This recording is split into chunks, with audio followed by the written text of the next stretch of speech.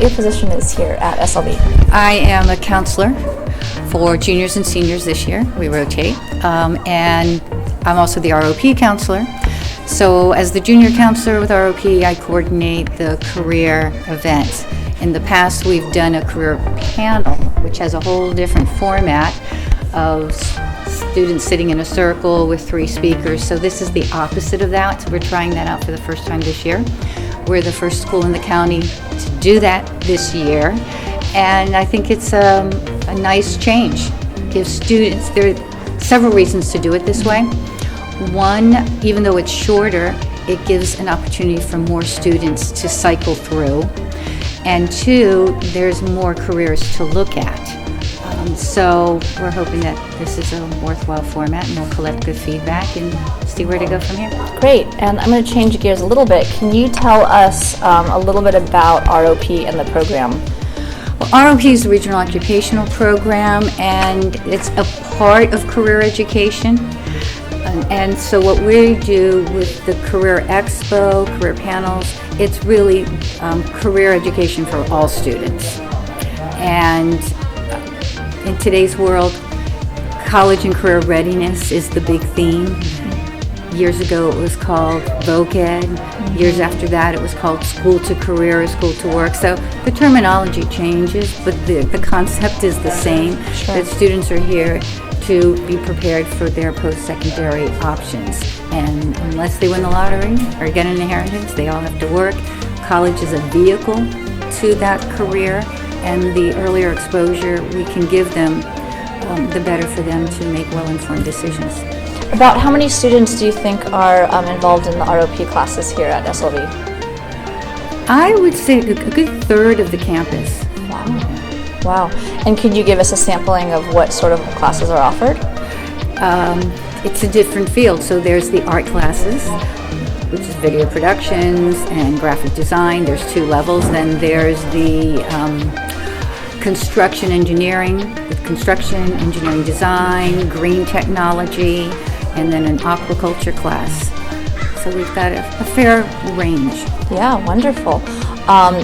Anything in the healthcare? No, we send students to Harbor for med tech, medical technology, and health careers. We send students to Santa Cruz for the engineering, more engine repair, auto tech classes. And this may all get cut, but I'll ask the question anyway. Well, in the future, is that something that you'd want to offer here? I think each campus has to decide its themes, and our theme has worked really well with the engineering and the science, as well as some of the arts.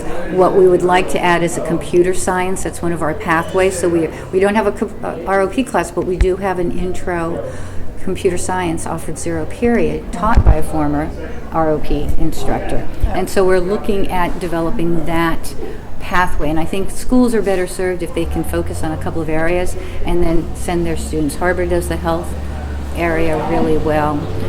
SoCal has its own GMAC academy. Watsonville has some of their own health academies. So we look at what our population is, what's feasible, and now that the funding for ROP is changing, this is the first year where districts are putting in 25% of the cost. Next year it's 50%. The year after it's 75%, and thereafter it's up to the districts.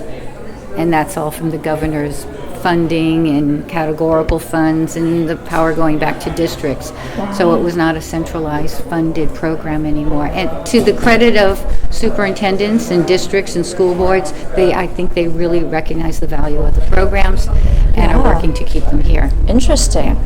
And I may, if Jim House is still here, may ask him some more ROP questions. Absolutely. Because I don't want to put you on the spot for some of those things that you may not have the correct answers for.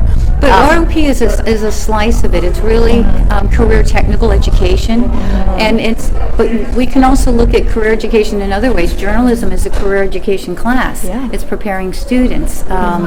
So not everything's under the ROP umbrella, but it is all geared toward exposing students at a relatively inexpensive, if not free, option to try out career options before committing to majors in college. Yeah, this is the only time they have free education. Yes. Again, this is their last opportunity to have And free many education. of the courses are articulated with Cabrillo or count as college prep classes for four-year colleges. Well, that's incredible. So our OP has done a wonderful job with making those pathways work really well. Wow.